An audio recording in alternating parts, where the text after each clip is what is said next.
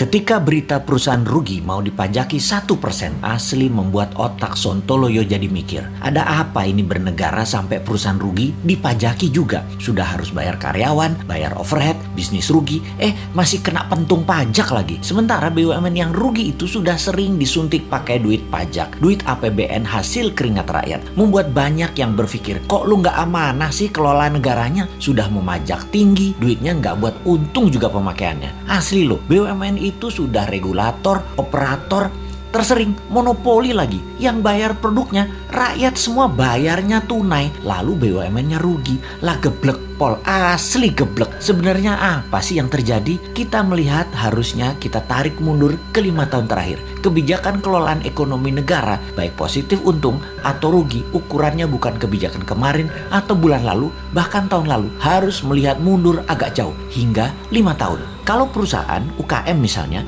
bisa terlihat langsung sebuah kebijakan bulan lalu membuat perusahaan untung atau perusahaan rugi. Bisa langsung terlihat. Keadaan ekonomi negara saat ini kita melihat faktanya adalah uang kering. Faktanya adalah uang yang beredar hanya 44% dari PDB. Banyak orang menahan uangnya untuk tidak muter. Ini sudah kejadian lama. Melambat dan melambat. Ekonomi turun karena keringnya uang beredar. Kita bandingkan dengan negara lain. Jepang saat ini uang beredarnya 120% dari PDB. Tiongkok 250% dari PDB. Amerika 200% dari PDB. Gini deh, kita kasih info tambahan lagi. Di Tiongkok yang transaksinya pakai non tunai itu 2 kali PDB Tiongkok yang 13.000 billion dolar. Sebanyak 26.000 billion dolar transaksi non cashnya. Indonesia hanya 6% dari PDB. Yang 1.000 billion tersebut hanya 60 billion. Langit dan dasar bumi perbandingannya. Gitulah kira-kira kita membandingkannya. Kemudian pajak mau naik 5%. Ada tax amnesty jilid 2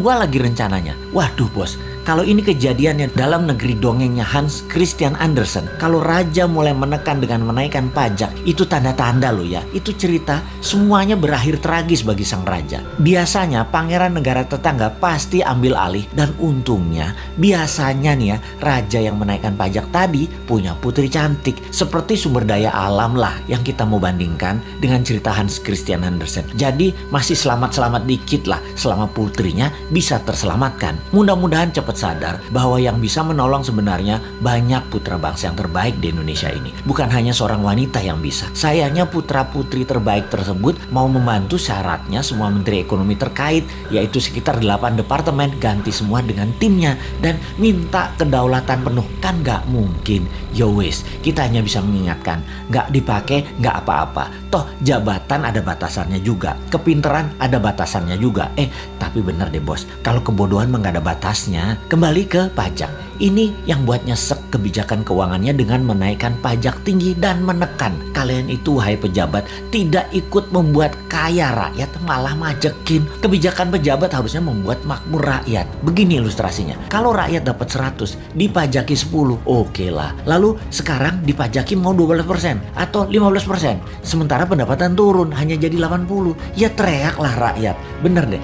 Kalau karena kebijakan yang bijaksana, rakyat dari 100 jadi 130, jadi 150, diambil 15%, ya nggak apa-apa juga. Begitu loh menjadi pejabat. Kebijakannya menghasilkan manfaat baik. Sekedar mengingatkan lagi, pendukung pejabat saat ini terbanyak dari bisnis properti dan batu bara. Lalu 5 tahun ini properti setengah mati, bahkan sebagian sudah mati suri. Cash beredar rendah, kredit bank buat beli properti dibatasi, perkantoran dan mal lengang karena pembatasan gerak manusia. Pariwisata dunia belum jalan baik ke Indonesia. Lengkap sudah penderitaan pemain properti di Indonesia. Dulu dibantu, sekarang terlupakan. Piye toh bos, jadi banyak yang merugi. Kena pajak 1% lagi. Ay mampus dah. Wes 2024 gak usah dipilih semua calon-calon dari pejabat sekarang deh. Pasti sama lagi kebijakannya. Cari yang baru. Masa gak ada berlian di antara 270 juta penduduk Indonesia selain mereka sih?